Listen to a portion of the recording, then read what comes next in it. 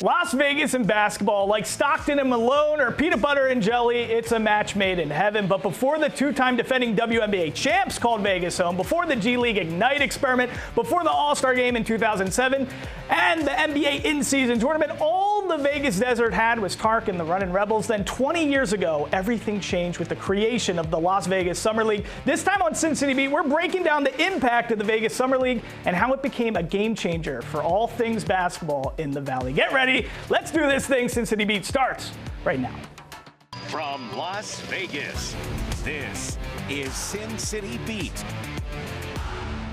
Hello and welcome to Sin City Beat, everybody. I'm Mike Davis. Thanks so much for hanging out with us. Sin City Beat is the show that dissects the Vegas sports world through the eyes of the difference makers leading the charge. On today's show, we're celebrating 20 years of the Las Vegas Summer League, joining the action on the panel. And this is a panel, boy, oh boy. We have the legendary Warren LeGarie, co-founder of the Las Vegas Summer League and president of WGL Management, where he represents the NBA coaches and executives.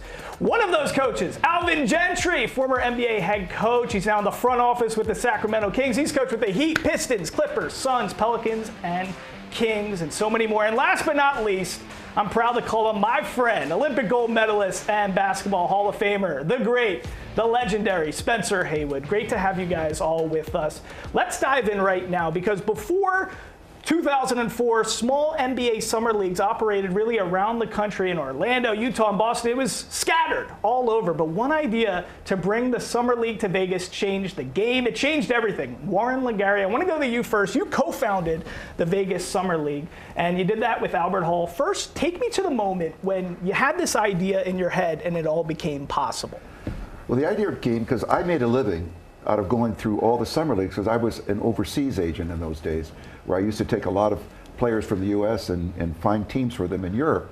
And it was expensive as hell, traveling around, trying to get cars. And the worst part is they were such a short time that you were intending to meet someone. Well, if there was a change of plans, you spent all that money and time to get there, and they weren't there.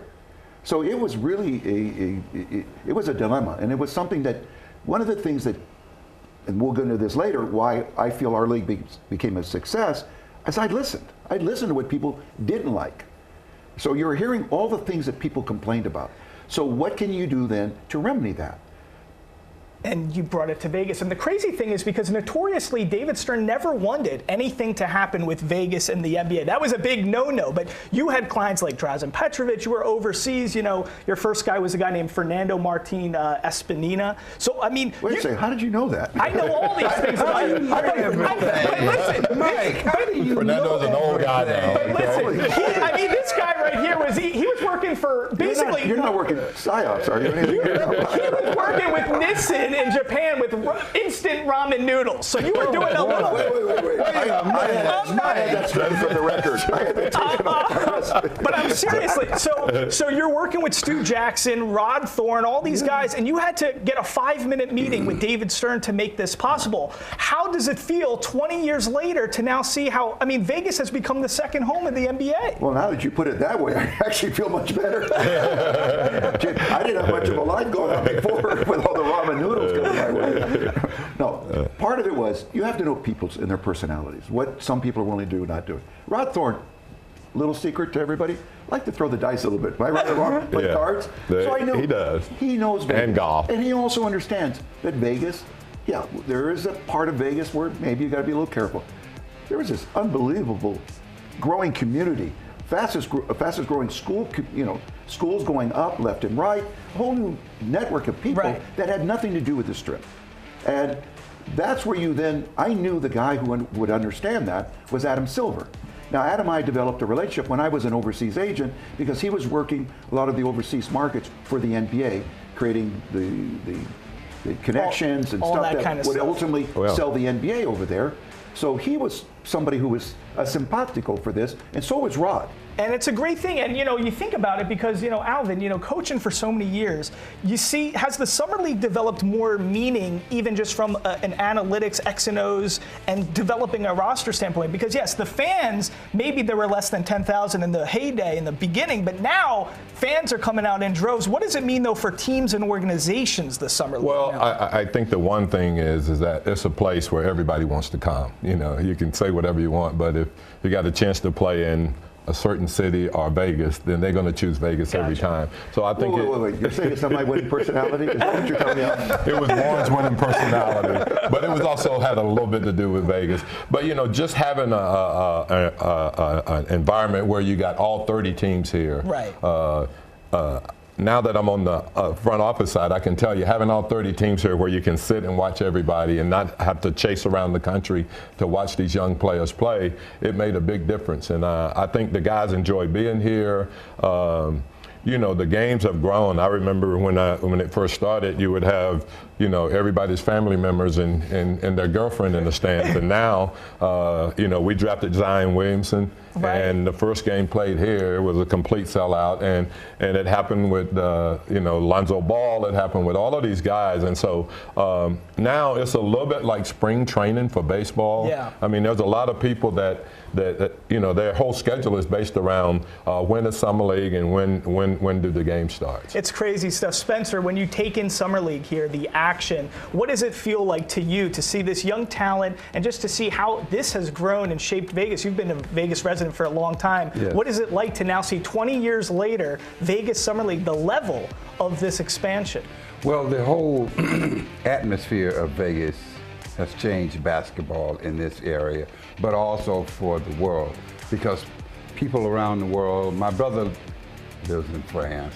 Wow, very sophisticated. Wow. We got Costa Rica. We got everything. The one sore thumb here is the New Jersey guy right here. But well, that's considered a foreign country. I got a little bit of a crossover too. Listen, last year, guys, it was all about Wemby. Coach, you were talking about Zion. Well, this year, it's all about Bronny James. As Las Vegas Summer League is set to kick off, we're hearing from the panel what they think about Bronny James and these expectations he's facing. Stick around.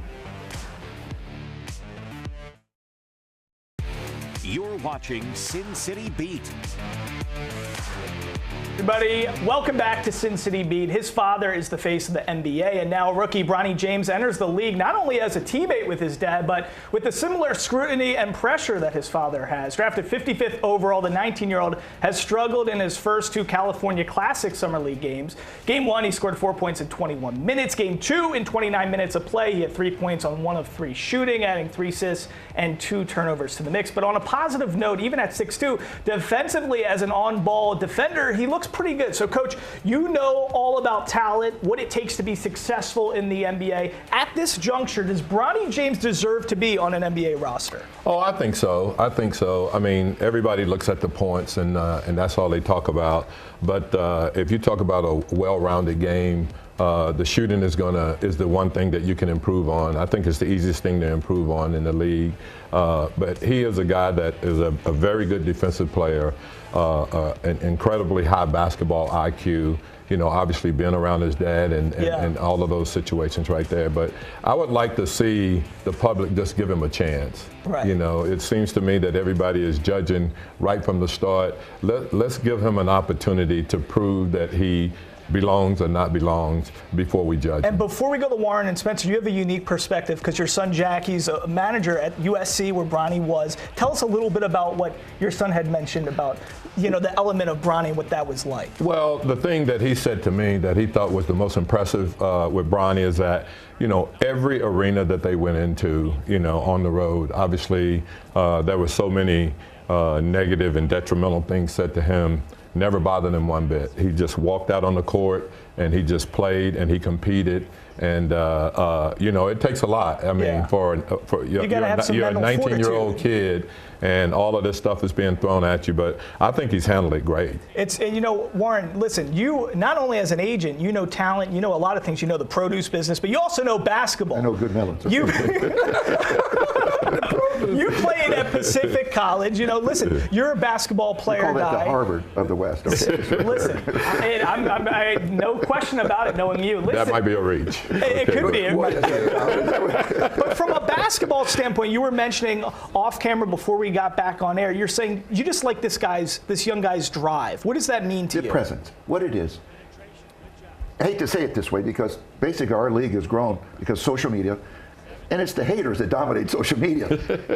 Or we'll take it because it helped grow the league. But what it is this is a kid who could have settled for entitlement. had everything going for him where he didn't even need any of this stuff. Brush it aside. There's no entitlement in him whatsoever. There's a drive, there's really a sincerity to him.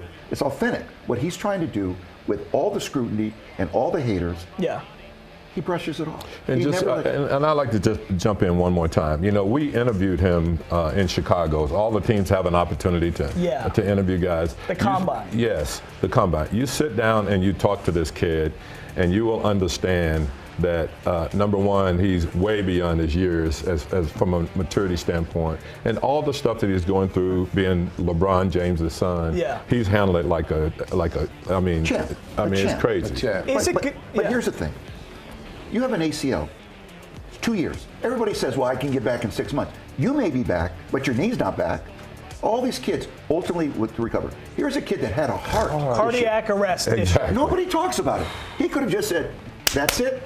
Drive home safely. I'm good." He has a life that nobody else can even come close to. He didn't go that direction. He worked his tail off. Kept working hard. Overcome adversity. That's the sign of a potential NBA player. Let me just ask devil's advocate here, because we all know the dynamics of nepotism in any industry, in any business, right? When you already are rolling your eyes when you hear that. Spencer, you know the dynamics being on an NBA roster, what it's like, locker room, all that kind of stuff. If my dad worked at Merrill Lynch and I went to get a job at Merrill Lynch, there would be a weird dynamic just being in the office there. Until you made a trade that made everybody money, then everybody's like, hey, is there going to be any of that issue? Is he going to have to kind of face any of that kind of issue when it comes to inner locker room stuff? Yeah, well, he has faced it already. All his life. All of his life. So I'm so proud of him because, for one thing, I had the opportunity of speaking to the USC Law School about my case, and Bronny was asking me when I was in the locker room talking with them on a private level, you know, what's it like and everything. I was like, but your dad. But we were talking about the case that I sued the NBA all the way to the Supreme Court. So what has happened and here? won. And won. Now what has happened here is I have a father and a son under my ruling on the same team. It's so great. And then on the 17th, I'm going to be with the Laker team when we play. Who do we play here? You guys, the Lakers got a whole slate of games here when it comes to summer. You know what? I haven't memorized. I got the first day memorized, but those blueberries, I haven't found many blueberries here. But the whole nepotism thing just it drives me crazy because let's talk about the Kennedys, the Rockefellers. You know, you want to keep going down the line. So it's everything. Look, everything is nepotism. But look, there's a litmus test among the guys who've been around this. You know which of the kids who are coming from. You know which ones are the pretenders and which ones are the genuine articles. You already know. Yeah. And it's easy. This kid's the genuine article. Not even close. Because he could have taken the easy. He chose adversity and to deal with it. And never about it. He never holds a pity party because nobody wants to come to them. Hey, listen, and part of this you got to give LeBron credit for. There you go. He and his wife have raised a great kid. Yes, 100%. You know, I mean, they raised an incredible kid. We saw it with Ken Griffey Sr., we saw it with Ken Griffey Jr., but we're excited to see this at the NBA level. Two guys playing together. And hockey, with the whole family as well. But to see it in the NBA is going to be exciting. Listen, beyond Summer League, there's more NBA-level basketball being played in Vegas right now. The USA team is practicing at UNLV and just had a victory in a showcase game at T-Mobile Arena versus Canada. President Obama was even in the house, and he was talking and hanging with Spencer Haywood. What do I want to know, though? How does this roster stack up with previous teams? We got a gold medalist on this panel. He's going to tell us what he thinks after the break.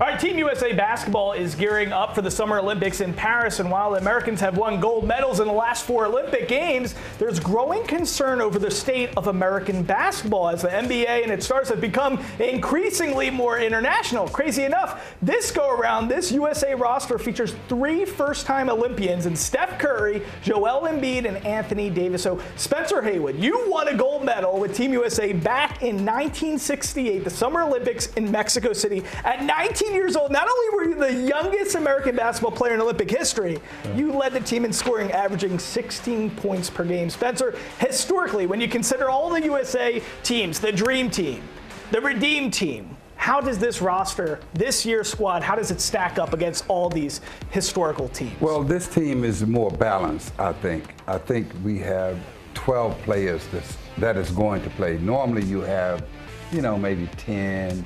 Even less. And rotate. Right. But Right. this role year, players. And role players. But this year, I think we have. And it's fascinating solid to me as a guy who's looking from the outside in, because I love basketball. I live it and breathe it. But we had guys on last year's, last time around, JaVale McGee. Guys who you would not maybe think would be on an Olympic roster. This year we have Anthony Davis. We have Joel Embiid. I can't believe this is Steph Curry's first time. The biggest problem, you know what the biggest problem with this team is going to be? Where you don't bruise egos and who starts.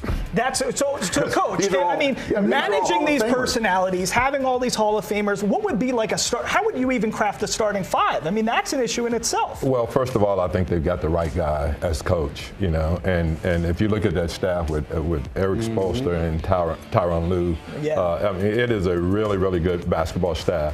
I think what will happen is that you will have Steve sit down and talk to certain guys, and they will have to understand that you can't start 12 guys, and I wouldn't be surprised if they didn't change the starting lineup, from game to game. Just depending on who you're facing. And usually the bigs is usually the issue that we see, but having Embiid's going to be a big thing. I want to know real quickly from a coaching perspective, Kawhi Leonard being sent home, bringing in Derek White. What do we think that is? Let's be clear. He wasn't sent home. His knee sent him home. It was his knee? Is that what it was? No, it was his knee. It wasn't like he did some infraction. He went to Vegas and enjoyed himself. Because I think they sent everybody home. No, it was just the knee. And the team is concerned.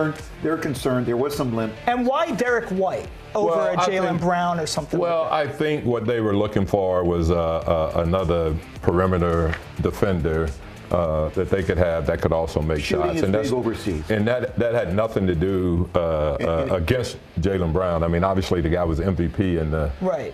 But he's also. White is going to be a better role player than Jaylen. Jaylen wouldn't want to start. Roll will accept any role you give him. Well, and I guess that's what I'm saying. Yeah, right. He's a glue guy. They add a glue guy. They add a guy that is used to being second, a third, right. a fourth option. And it's a different mentality. Yeah. So as you're coaching, bringing that into the fold. Now, Spencer, I want to know about this. You starred on that team. JoJo White was there with you. You're averaging 16 points a game.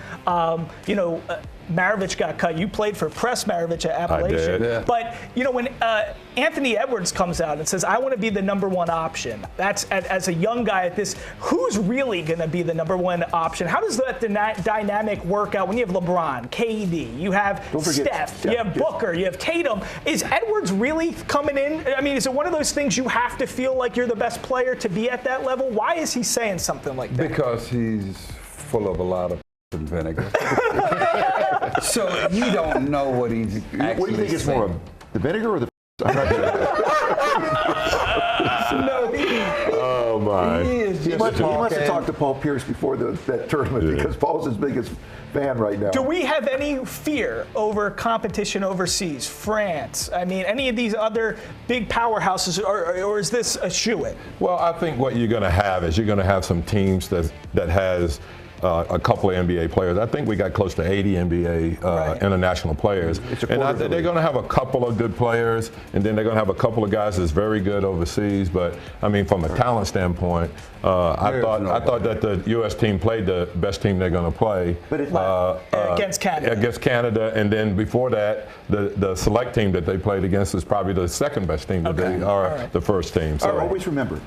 How many days have the U.S. team been together? Exactly. 3 days now. How long has the Spanish team been together? A lot longer. A lot. So all of them. It makes a big difference. All right, guys, next I'm asking the ultimate question everybody at home wants to know. When and will Vegas get an NBA franchise? Don't go anywhere. We have more Sin City Beat after these words. And if Spencer owns the team, I want a steak. I'm just going to say that right now.